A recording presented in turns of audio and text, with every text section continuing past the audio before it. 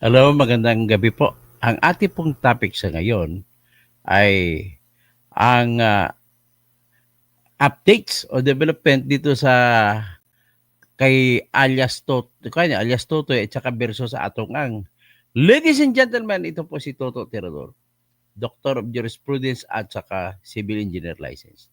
Ang ating pag-usapan po, shout out kay Brocha Brocha, Brocha Barutsa, shout out. Okay, ang ating pag-usapan ay yung kumasana sa labanan. Full scale war na ang tawag dito. Gira de Patani. Kung sabi pa lang sa mga nakaraang mga araw na hindi na alam ng mga Gen Z ngayon. So ngayon, kumasa si alias Totoy. Nung malaman niyang sumampa ng kaso si Atong ang patong-patong na kaso laban sa kanya. Sabi niya, laban! Ha? Sabi niya, game! Kumbaga ko sa English pa, bring it on!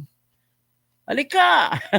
Kumbaga, ano na, let the game begin. Ay, ganun ang mga pang-sports na kwan eh. Tapos, ladies and gentlemen, on the red corner is a man who has been honed by his more than 60 years of experience in gambling, and he has won almost all the time. And wearing red shirts, Mr. Atong Ang. On the left corner, wearing blue shirts and blue pants, in blue gloves, and he is the challenger, always living in the shadows of Atong Ang, and he is no less than the challenger,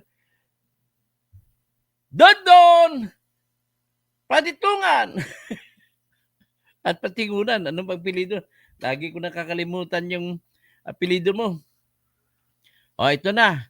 In-interview siya, pakinggan natin ang interview sa kanya na patungkol sa na ginawa matapos na malaman na may file ng kaso. Medyo malaman ang mga binabanggit niya rito. Ito muna paunahin natin. Si Dondon Julie alias Dondon. Ayan. Ay, wala ito. Bakit yan man napunta ko doon? Okay. Ito, sandali ha. Ito yon, ito yon. O, so i-play na natin. Pakinggan nyo na. Eng. Handa raw na patunayan ng whistleblower na si Julie Patidongan alias Totoy ang pagiging mastermind ni Atong Ang sa kaso ng mga nawawalang sabungero. Para kunin mismo ang kanyang panig, makakausap natin si Julie Patidongan alias Totoy. Magandang tanghali sa iyo. Magandang tanghali, Cheryl. Hingin ho muna namin ang inyong... si Cheryl Cosim pala ito, tsaka si Dondon Julie Patidungan. Okay.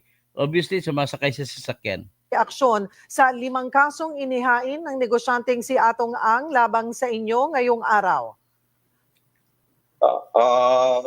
Gusto ko lang malaman kung ano yung kinaso niya. Yung katulad, may isang binanggit niya na extortion daw. Sa katunayan, 4 days ago, yung si Attorney Carol, nakasama niya, nagpadala ng sulat niya na recantation para pirmahan ko kapalit ng 500 million halaga. Ngayon, binaliktad niya dahil hindi ko tinanggap. Okay, yan yung abogada na hindi si Lorna Kapunan, yung sa kaliwa ni Atong Ang na nakaupo. Yan yung abogada na para nakaputi. Yun pala ang gumawa ng affidavit of recantation na pinapalabas ni Atong Ang na si Kuan na paggawa. Si Dondon Julie Patidungan. Hindi naman ito abogado, hindi nga marunong halos magsalita eh. So hindi siya marunong gumawa ng affidavit. Ibig sabihin, affidavit pala ng abogada na inutusan ni Atong Ang. O ito na ngayon, no? Pakinggan mo. Dahil hindi kaya ng konsensya ko. Ayan, nawala.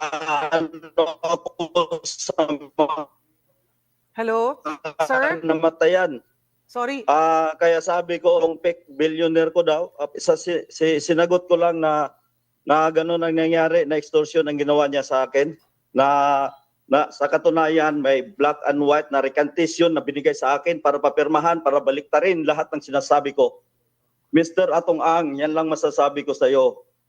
Huwag ka magtago sa katotohanan. Alam mo to, ikaw mismo nag-utos sa akin at ikaw mismo ang nagsabi dyan sa grupo ng mga pulis na iligpit na yan. Paano mo sabihin na hindi ko alam? 15 years, almost 15 years na tayo nagsama. Bakit sabihin mo, ako pa ngayon nagsisinungaling? Mr. Atong Ang, ano nangyari kay Chavit noon na ginulo mo, napatayin nyo rin? Pakinggan niya, si Chavit Singson pala, gusto pa niya patayin pala noon ni Atong Ang. Oh. Tingnan mo, nagulo rin ang buhay mo. Ngayon, kumuha ka pa ng witness na yung nagbitbit sa missing sa Bungero, yung nakapula kanina na sa likod mo, Yan, na si Rogelio Toto Burican, at saka yung nakasombrero na naka-white, na si Rodilo Anigig, sila ang bumitbit na nakuna na binalita sa Channel 7. Para alam mo lang, magtago sa palda ng nanay mo, Mr. Atong Ang. Oh. Okay, 5 kaso po ang inihain sa inyo. Yung sinasabi natin na extortion, ang sinasabi nyo po ay mayroong idinraft na recantation na para pirmahan nyo. At pag pinirmahan mo yon ay bibigyan ka ng 500 million? Ganun po ba yon? Mayan, hindi kaya ng konsensya ko at pamilya na dito ang pinag-uusapan. Pero ang sinasabi ho nila ay kayo ang nangingikil sa kanila at 300 million pesos at nag-iikot daw ho kayo para nga doon. At mayroon din daw silang mga pruweba and mga messages and pieces of evidence na makapagpapatunay na kayo ay nangingikil. Oh. Ano sagot mo? Nakakatawa naman, isang bilyonaryo, isang makapangyarihan na tao, kikilan ko. Ubod ng sinungaling yan, Azerel. Alam mo na yan. Sinungaling Kaya katulad ng sinabi ko kanina, ang ganyang mga witness against sa akin, yun yung suspect na bumitbit ng dalawa ng nawawalang missing sa Bungero. Yun yung si Rodelo Anigig at si Toto Roger Burican. Yung nakapula kanina, yan yun. Kaya kong patunayan at mayroon akong lahat ng sinuot niyan at may tato yan sa paa. Kahit tingnan nyo yung video, may tato sa paa yan si Rogelio Toto Roger Apla Burican. May naganap ba talagang transaksyon, usapan o text messages na maaaring magpaliwanag sa pagitan ninyo ni Mr. Ang? Kailan kayo huling nakapag-usap? Nakakahiya sa ilabas niya. Kung totoo yung sinasabi niya, ilabas niya. Wala akong simula noon na tinatawagan niya ako na nagmamakaawa siya sa akin. Simula noon na nirecord ko ang mga sinasabi niya, hindi na yan tumatawag sa akin at hindi na nagtitext kasi gagamitin ko against sa kanya yung mga sinasabi niya. Kailan ito nangyari? Kailan lumapit sa'yo? Kailan ka tinawagan? A day before, nung nalaman niya na mayroon akong nireport sa DOJ, nalaman niya, nakiusap niya sa akin na doon, mahal na kita bilang anak na kita. Sunduin kita sa airport. Ibig sabihin na, bago isang araw, natutunugan pala ni Atong Ang na magre-report sa DOJ ito si Dondon. So, tinawagan niya na, sinuyo niya. Tinawag niya, anak kita, oh. Ako na mismo magsundo sa iyo, ayusin natin to. Kailan ito? Dondon?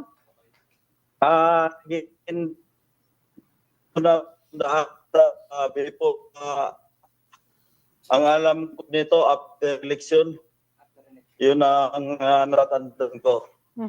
Yung sinasabi mong nakikiusap at saka, siya...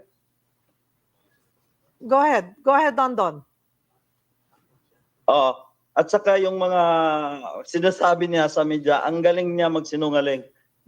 Nanghingi daw ako sa kanya para daw sa panganganak ng asawa ko. Mr. Atong Ang, may pera na rin ako dahil sa negosyo natin. hindi, kahit kailan, hindi na ako magmamakaawa sa'yo. Hindi ako magmamakaawa sa'yo dahil ang pinaglaban ko dito, buhay ng pamilya ko, Mr. Atong Ang. Oh, yun. Kaya Kasi ang pamilya daw ipapatay eh. kung patunayan ang sinabi mo sa pamilya, biruin, napakawalang hiya mo, inaanak mo pa yung anak ko. Ang sabi mo pa, ubusin na yan dahil sakit sa ulo yan. Para alam mo lang, Mr. Atong Ang. Noon hong sinasabi nyo na nilapitan ka, paanong paglapit, paanong pakiusap? Tinawagan ka ba ni Mr. Ang? Nagkita ba kayo? Nag-usap ba kayo sa telepono? Or mayroon kayong exchanges ng messages? Don. De, tinawagan niya ako. Kaya ko yun ipatrace doon yung Don? ako. Alright, sorry ha. Medyo nag-freeze ka lamang. Nawawala. Don? Alright, nagkaroon lamang po tayo ng problema sa ating linya ng komunikasyon. Muli nating tatawagan, susubukan tawagan si Don Patidongan. Alright. Ay, Don? Yes, go ahead, Sirel. Ayun, okay. Naputol ka lamang doon eh. Yung sinasabi mong siya ang lumapit, siya ang nakiusap sa'yo after the elections at sinabi pa sa'yong itinuring ka na niyang parang anak. Kailan ito nangyari? Sa pamamagitan ng paano kayo nakapag-usap tungkol dito? Tinawagan niya ako sa telepono. Sabi niya, hindi pa huli ang lahat, mag-usap tayo, parang anak na kita. Yun ang sabi niya sa akin. So, klaro dito, naniniwala kasi ako dito kay Don, ito ang totoong nangyayari na kwento. Kumbaga, yung mga kinikwento naman ni Atong Ang sa press ko niya kanina, ay puro kasinungalingan. Ano ang sagot mo sa kanya? Ang sinagot ko sa kanya, pag-isipan ko na lang muna yan. Ang gusto ko, manahimik, sabi ko sa kanya, dito lang ako sa probinsya, yun lang. Ngayon, hinahamon niya ako, na puro kasinungalingan ang sinasabi ko, Mr. Atong Ang, wala akong kakayahan para patayin ko yung 100 sabungero, nawawalang sabungero. Dahil isa kang siguro, sugo. Sa totoo lang, Cyril, hindi lang ito. Mayroon pa siyang kaibigan na pinapapatay niya. Diyan sa isa, kung maalala nyo, yung si Mr. Yulo, siya ang mastermind nun, kasabwat niya, yung kapatid niya, at yung dating CIDJ na si Ediboy Villanueva. Mayroon akong katibayan at ang yung gunman nakakulong doon sa Mindanao at yung driver nandyan sa kanya. Ang pangalan si Julius Gumulon. Sana wag niya patayin yan. Yun mismo ang driver ng gunman. Para alam nyo lang. Okay. Don, balikan ko lamang. 100 sabungero na ang sinasabi mo na pinapatay. 108. At saka may latest na pinatay nila yung sa nagnakaw ng manok diyan sa Lipa. Alam nun pati yung hepe, sabi nga nung hepe kasi kaklase yan nung pulis na pumatay. Kaklase yan, sinabihan, bakit hindi nyo nilinis ang ang katwiran niya sa akin, tinawagan ko siya. Akala ko ba boss, tumigil ka na sa patayan. Sabi niya sa akin, hindi ko alam yan. Ngayon, yung pangalawa na nagnakaw din doon sa Siniluan, kahit imbestigahan nyo sa police station. Isa ang nakuha nila, napatay nila yon na itapon din sa Talik, pero mayroong isang nakatakas. Alam ng buong Siniluan yan na mayroon siyang pinadukot at mayroon nakatakas. Okay, Don, balikan ko lamang yung talagang kinakaharap mo ngayon, kasi ito ay salita mo laban sa salita rin sa kwento ni Ginoong Atong Ang. Balikan ko yung mga kasong kakaharapin mo. Sabi mo nga yung sa extortion, you're saying na hindi ka nag-extort bagkus sila ang nag-offer sa'yo. Yes, mayroon ako kahit forward ko pagkatapos nito, bigyan ko kayo ng kopya.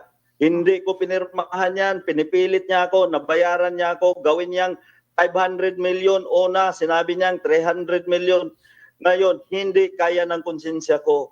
So, yung sinato ko ni Don, ay yung papel na pinakita niya na kiniklaim ni Atong Ang sa press con kanina na ang nagpagawa ng recantation ay si alias Dondon kapalit ng pera na 500 million o 300 hanggang 500 million. Pero ang katotohanan pala, mas naniwala ko sa sinabi ni Dondon na ang gumawa ng recantation ay yung babae na abogada na katabi ni Atong Ang sa kaliwa niya. Yun pong gumawa. Tapos siya nagbitbit ng 2 kopya nandoon kay Dondon. Kaya ito po labanan ng kasinungalingan laban sa katotohanan. At buhay na ng pamilya ko ang nakataya dito. Sa tingin niya, kaya niya ba akong lukuhin? Kaya ako, nanawagan ako sa ating PNP chief na si General Torre at sa kay DOJ Remulla at sa mahal kong nating Pangulo. Ito na ang pagkakataon, mahal na Pangulo. Tulungan niyo naman ako sa sitwasyon na ganito at alam ko, hindi basta-bastang tao itong kaharap ko ngayon. Puro kasinungalingan lahat ng mga sinasabi niya. Kaya sabi ko nga kahapon nung nag-interview, mayroon siyang ipapile ngayon, parang kinasuhan niya yung sarili niya. Pero doon ho sa paano nakarating, paano nyo napag-usapan yung sinasabi mong in-offer sa'yo na 500 million pesos? Mayroong isang tao na inuutusan niya, yung si Attorney Carol na nandyan, na kasama niya kanina sa pag-interview. Yan ang inuutusan niya. Attorney Carol pa rin. Para sa kalaman na, ano ho? Inuutusan niya para mag-recant ka? Yes, may kopya sa akin. 2 beses ako pinadalhan, nilalaro ko sila. Nung una sabi ko, hindi ako papayag. Pangalawa, binago niya. Kaya itong sinasabi ko, 2 kopya ang nasa akin. Ngayon, hindi ako nagsisinungaling. Alam ng Panginoon yan na ginawa niya sa akin yan. Ang gusto niya, katulad ng sinabi niya kanina, binaliktad niya pa, ang gusto niya, tanggapin ko na yung offer niya at lumayas na daw ako. Punta na lang daw ako sa ibang bansa at ayusin ni Attorney Carol. Yan si Attorney Carol, kasabwat yan sa patayan. Alam ng lahat yan. Sino si Alan Bantilles o Mr. Brown? Si Alan Bantilles, yan yung isa na tumulong sa akin nung abroad. Pinalayas ako niyan ni Mr. Atong Ang. Mayroon akong fake passport na kinuhaan niya ako. Hawak-hawak ko ngayon. Kami, si Alan, si Mr. Brown, yung inutusan niya na tumama sa akin sa Singapore. Ngayon, ginamit niyang tulay para makarating sa akin lahat ng gusto niya pangyayari. Kaya ngayon, mag-usap rin kami ni Mr. Brown na ganun ang ginagawa niya. Nakakahiya yung ginawa niya. So nakakausap or nakikita mo pa ba itong si Mr. Brown? Yes. Sa totoo, Cheryl, yan si Mr. Brown at saka si Mr. Atong Ang, magkakumpare kami niyan. Ninong yan ng anak ko. Ano ang susunod mong aksyon ngayon ngang 5 kaso ang isinampa sa'yo ng kampo ni Atong Ang? Nandiyan ang kabilang ang extortion, attempted robbery at homicide. Cheryl, kaya kong sagutin yan. Katulad ng sinabi ko, yung ginamit niyang mga witness, yan yung suspect na bumitbit sa nawalang sabungero. Yung dalawa niyan, alam ko yan ang ginamit niya nga witness. Si Rogelio, Toto, Roger, Purikan, Bakla. At saka si Rodilo Anigig, yung nakasombrero na pula. Yan yun. Yan, Kahit tingnan nyo sa video, pag-aralan nyo, at kaya ko ituro, yung sa video ng Channel 7 na pinalabas noon, may tato sa kanang paa yan. Left or right na tato, basta nakita na may tato yan. Yung time ng kalakasan ng kainitan ng na ako ang pinagbintangan na ako daw ang nagbitbit. Grabe, tuloy-tuloy ko magkwento. Walang preno. Totoo yung kinikwento nito. Nako. Yan, pakinggan natin. Paano mo, sabi mo nga ay kaya mong patunayan, paano mo mapapatunayan ang involvement lahat nila? Cheryl, katulad ng sinabi ko, almost 15 years na mahigit ako sa kanya. Lahat ng sikreto niya alam ko dahil pinagtiwala niya lahat sa akin. hindi ko magawa lahat ng sinasabi niya kung wala siyang utos. Isang ordinaryo lang akong tao, hindi ako katulad niya na kaya niyang pabagsikin ang gobyerno. Anong matibay na hawak mong ebidensya laban kina dito sa mga sinasabi mo na sangkot nga sa missing Sabongeros? Dahil ako ang isa sa farm manager, lahat niyan. May video pa nga yan noon kay yung nawala sa Pablo, si John Lasco. May video pa ako dyan na hawak-hawak ko. Nung una nga, sayang yung mga cellphone ko na pinasunog niya. Nandun lahat yung mga tao kung paano katayin ng mga pulis. At lahat tinatawag niya sa akin. Ako, may kinatay siya ng mga pulis? Grabe. Grabe to siya ito. Yung utos mismo niya sa akin. At ako mismo ang inabutan niya ng pira pagkatapos ng operasyon. Inaabot niya para gantimpala doon sa mga pulis na pumatay ng mga nawawalang sabongero. Nako, pulis ang sinasabi nga ginamit nila sa na pagpatay. ibang- May mga sabongero pinatay. At ang ginamit pagpatay ay mga pulis. Sino kay mga pulis ito? Pag sinasabi lang or sinasambit, may mga matitibay ka bang maipapakita or ilalabas din na ebidensya na nagpapatunay dito sa mga nangyaring ito? Yes, mayroon ako. May mga butcher ako na binabayad dyan sa mga pulis na yan. Naku, May mga butcher ako. kompleto. Ang mali lang nila, hindi lang nila nakuha yung butcher sa akin. May mga pizza, Kompleto. may mga taon. At may mga tao at may pirma kung sinong kumuha. Oh, hanggang dyan lang muna. So grabe, ang pinakahuling revelasyon niya na may mga butcher pa siya na pinirmahan ng mga pulis na tumanggap ng pera bayad sa pagpapatay. Grabe. Kung totoo yan, grabe ka, Atong. Wala kang katulad. Grabe. O ngayon, handa na lumaban. Grabe ito kung magkwento. Kung ako, tanongin nyo, aral na abogado ako, aral ako sa mga cross-examination, itong mga testigong ito, pag magkwento, tuloy-tuloy, hindi mo mapigilan ng bunganga. Tuloy-tuloy ang kwento, walang isip-isip, walang preno-preno, na alam niya kahit lumalabas lang sa, namumutawi lang sa bibig niya, lalabas, ibig sabihin, lahat may mga katotohanan po lahat yan. Ang hirap kalabanin yan. Ay, nako. So, paano to?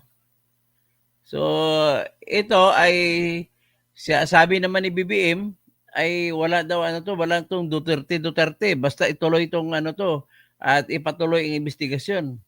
Okay? Hanggang dyan lang muna tayo at mamaya after 5 minutes, mag-vlog ulit ako, balik po ulit kayo.